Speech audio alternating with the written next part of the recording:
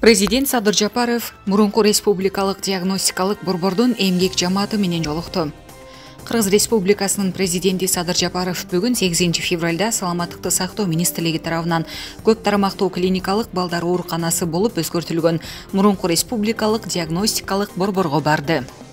Мамлекет башчысы имаратты көрүп, эмгек жамааты менен баарлашты. Мекемедеги кырдаал боюнча пикирлерди угуп, суроолорго жооп берди. Дарыгерлер реорганизациялоо процессин токтотууну суранып, ага ылайык мекеме иш жүзүндө борбордогу балдар ооруканаларынын биринин филиалына айланарын билдиришти. Ошондой эле коммуналдык төлөмдөр, эскирген жабдуулар жана башка көйгөйлөр тууралуу айтып беришти. Президент Садыр Жапаров баарлашуу жүрүшүндө анын бүгүнкү сапарынын максаты диагностикалык борбордун ишмердүүлүгү менен таанышуу жана аны өнүктүрүүгө көмөк көрсөтүү экенин белгиледи. Жамааттын пикирин эске алуу менен мамлекет башчысы президенттин администрациясына мекеменин иштөө багытын сактоо менен улуттук макамын берүү маселесин иштеп чыгууну тапшырды. Сиздин 1 жылдык выручкаңыз 15 миллионго жетпесе, сиз патент албайсыз, эчтеке албайсыз, ода аласыз. 4100-үңүз сиздин ай сайын чөнтөгүңүздө калып атат. Ошол жакшы сизге. Кассовый аппаратты да биз бекер беребиз, мамлекет алып беребиз. Мындай сиздерге, мисалы, алдыгы эле эмеңизге неме орнотуп аласыз. Приложение орнотуп аласыз. Анан товарды кимден алдыңыз, ошону эле көрсөтөсүз, болду. Калганына кандай сатасыз, кимге сатасыз, сизди эч ким текшербейт, сурабайт. Сизге коркунуч да жок, риск да жок, ушундай да. Суроо берсе болобу? Болот. Муну товар булардык распродажный, арзан товар, а биздики кымбатыраак товар. Бирок биз дати оптовыйда карыз калабыз ал товардычы. Под реализация. А реализация кылгандан биздин товар сиз айткан баадан действительно өтүп кетет да. Биздики кымбат товар болуп атат да. 15тен ашса 30 миңге чейин 1% төлөйсүңөр. 5 эмес, 10 эмес, 1% төлөйсүңөр. 30 миллионго чыкса. А 30 миллиондон ашкандай анан налоговый кодекс менен же болбосо ошол жерде бир варианттар бар, ошол каалаганын тандап алып туруп, анан ошону менен кетесиз.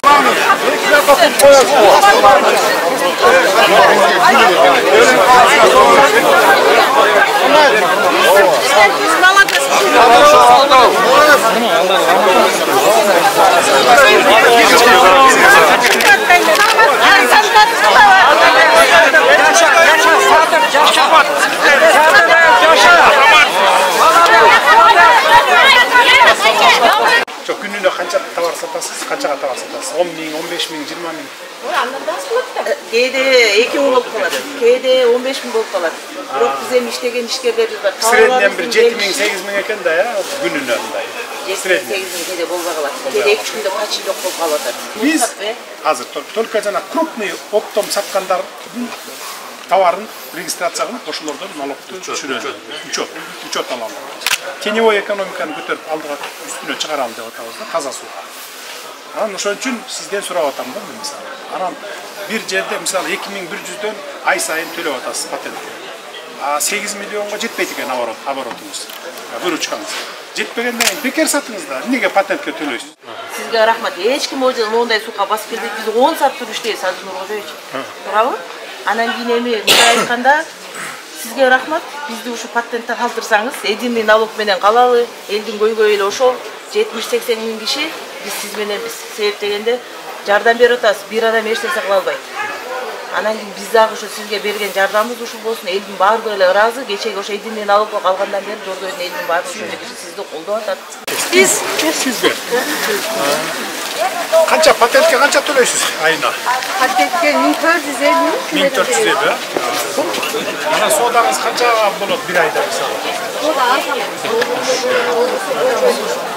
Ошондо азыр кассовый аппараттын түшүнбөйт, ошондо кандай биз убакыт койдук дейли. Ошондо кандай кылабыз? Сен кассовый аппарат койбойсуң. Сен приложение телефонуна алып аласың да, уч жерде электронный басып коесуң. Кимге канча саттың? 500 сомго саттың, 300 сомго саттың, чекти электронный жүйө бересиң. Налоговый жүйө болду. А сен 8 миллионго чейин жетпесе товар аласың. Бир тыйын төлөбөйсүң. Патент аласың, бекер сатасың. Сен чөнтөгүңдө. Сен телефонуңа гана бересиң. А кассовый аппаратты крупный жанагы соода борборлору коет. И то аларга мамлекет беребиз. Бекер. А сен телефонуң бар да ар кимде. Приложение качать бересиң, интернет аркылуу. И болду налоговый менен прямой байланыш менен сата бересиң. Только кимден оптом алганыңды гана көргөзүп коесуң. Канчадан киргизип. Ошо Дордойдон бар кимден алганын көргөзөсүң. Ошого макулсуңбу сен? Sana biz mümkünçülük berip atıyoruz da, aябай жеңилдик берip atıyoruz. Sen bekar iş деп atıyoruz. Patent alma деп atıyoruz, налог төлөбөй эле кой деп atıyoruz. Макулсуңдар ошого туура? Макул болот деп анда бекер болмос да, конечно. Түшүндүрүү иштерин жүргүзүп атасыздар да, кабинет. Бизде кабинет.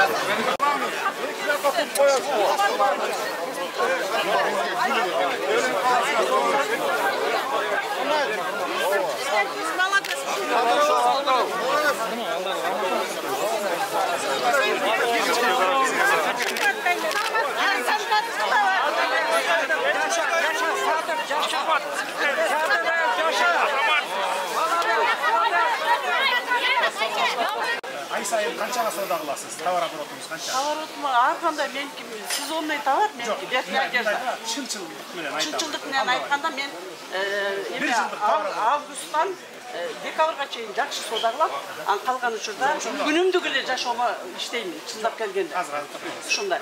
Бир жылда канча товар аласыз? 8 миллионго жетеби, жетпейби? Жок, жетпейт. Жетпейт, да? Жетпейт меники. Мен розница. Азыр сатасыз, ошо розница сатасыз. Сиз неге каршысыз КМ колдонгонго? 8 миллионго жетпесе. 8 миллионго жетпесе сиз азыр канча патентке акча төлөйсүз? Ай сайын 1200 дөлө.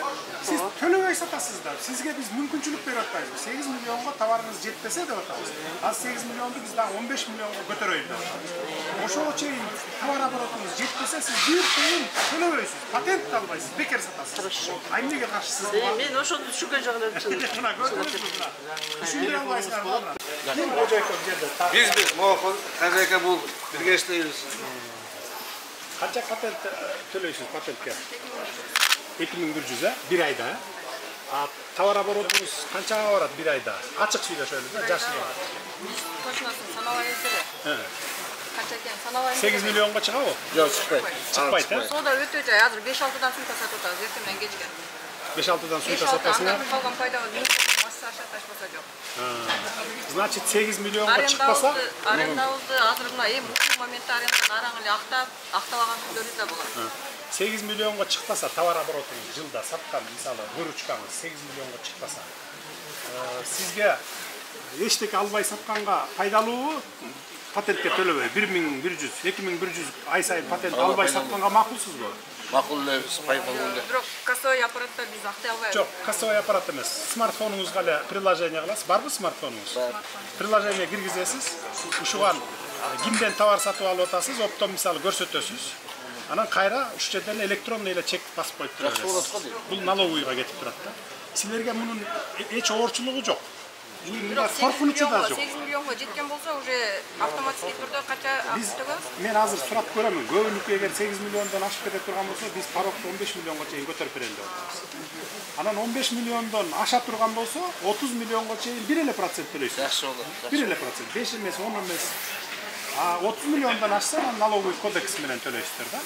Түшүндүрүү жумуш алып барса эле элдин баарын түшүнчүдөй. Бизде 80% сатылган жойбуз. В основном 8 миллионго жетпейт. Особенно 80%. Вот тем более мына. 80% силер налог төлөбөй иштейт экенсиңер да, ошондо патент албай иштейсиңер. Биз тек гана жана оптом поставка кылгандардан ошондо налогун төлөп турсалар, ошондо силер төлөөчү налогду алардыкы жабат да. Алардыкы жабат.